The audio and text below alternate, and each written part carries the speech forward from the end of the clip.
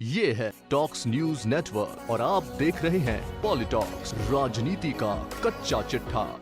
बिहार में समस्तीपुर जिले में आने वाली विभूतिपुर सीट प्रदेश की दूसरी सबसे बड़ी विधानसभा सीट है। इस इलाके में दल सिंह सराय प्रखंड की 6 पंचायतों सहित कुल 29 ग्राम पंचायतें हैं। ग्रामीण क्षेत्र होने के कारण विभूतिपुर विधानसभा क्षेत्र वाम दलों का गढ़ रहा है। मार्क्सवादी कम्युनिस्ट पार्टी माकपा के रामदेव वर्मा यहाँ से 6 बार विधायक रह चुके हैं। यहाँ तक कि पिछली बार महागठबंधन में 3 प्रमुख पार्टियों के गठजोड़ के बावजूद माकपा के रामदेव वर्मा दूसरे नंबर पर रहे थे। 2015 के विधानसभा चुनाव में महागठबंधन की ओर से जदयू के रामबालक सिंह ने यहां जीत हासिल की थी। 2010 के चुनाव में भी रामबालक सिंह ने रामदेव वर्मा को हराया था। इससे पहले 1990, 1995, सन 2000 और 2005 में लगातार माकपा के रामदेव वर्मा ने यहां जीत का परचम लहराया था। इस बार वामदल महागठबंधन यानी राजद व कांग्रेस के साथ है। ऐसे में विभूतिपुर विधानसभा सीट चर्चा में आ गई है। पिछली बार महागठबंधन में 3 प्रमुख दलों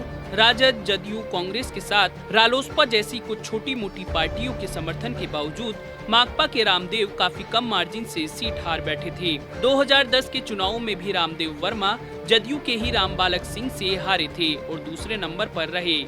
इस बार जदयू एनडीए गठबंधन में है और ये सीट एक बार फिर जदयू के हिस्से में आई है। ऐसे में इस बार भी माकपा के रामदेव वर्मा और जदयू के रामबालक सिंह के बीच मुकाबला देखने को मिल सकता है। इससे पहले रामदेव वर्मा रामबालक को लगातार 2 बार हार का स्वाद चखा चुके हैं। रामदेव बालक लोक जनशक्ति पार्टी के टिकट पर फरवरी 2005 और अक्टूबर 2005 के चुनाव में मैदान में उतरे थे, जहां उन्हें दोनों बार माकपा के रामदेव वर्मा के हाथों शिकस्त का सामना करना पड़ा था। 2005 में किसी दल को समर्थन न मिलने पर 6 महीने बाद फिर से चुनाव हुए थे। इससे पहले माकपा के रामदेव वर्मा ने 1990, 1995 और 2000 के विधानसभा चुनाव में कांग्रेस उम्मीदवार चंद्रबली ठाकुर को लगातार हराते रहे। रामदेव वर्मा और चंद्रबली ठाकुर की चुनावी अदावत 20 सालों की थी।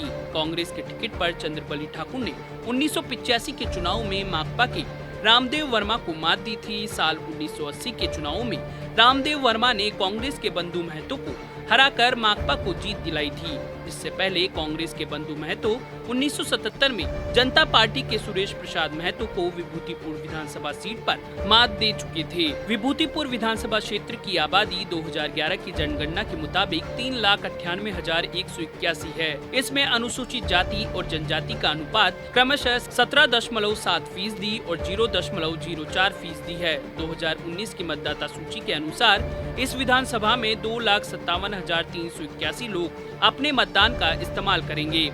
यहाँ 2015 के चुनाव में 60.43% वोटिंग हुई थी। बिहार के चुनावी इतिहास पर एक नजर डालें तो जब भी वोटिंग पिछले चुनावों की तुलना में ज्यादा हुई है, सत्ताधारी पार्टी ने सत्ता में वापसी की है।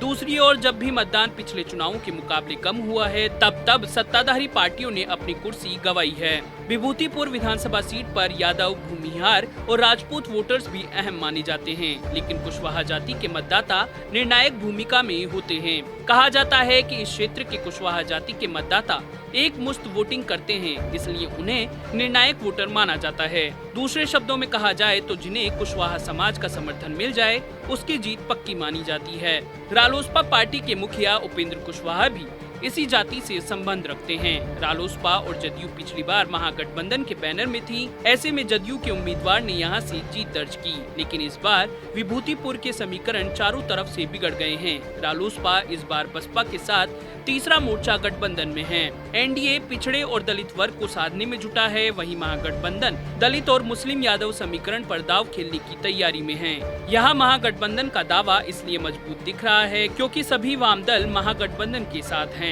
वाम दलों को 29 सीटें मिली हैं, जिनमें विभूतिपुर भी शामिल है। ऐसे में यहाँ वाम दलों का वर्चस्व एक बार फिर काबिज होता दिख रहा है। पॉलिटॉक्स ब्यूरो, बिहार। ये है टॉक्स न्यूज नेटवर्क और आप देख रहे हैं पॉलिटॉक्स, राजनीति का कच्चा चिट्ठा।